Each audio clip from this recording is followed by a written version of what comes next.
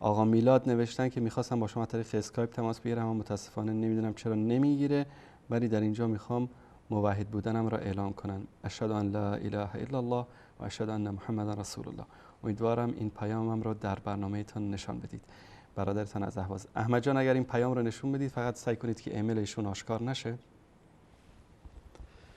بله، این برادر عزیزمون از اهواز اعلان هدایت کردن و من تا 20 دقیقه دیگه که مونده امیدوارم که بتونن ایشان از طریق اسکایپ هم تماس بگیرن و بتونیم صداشون رو از طریق اسکایپ هم بشنویم.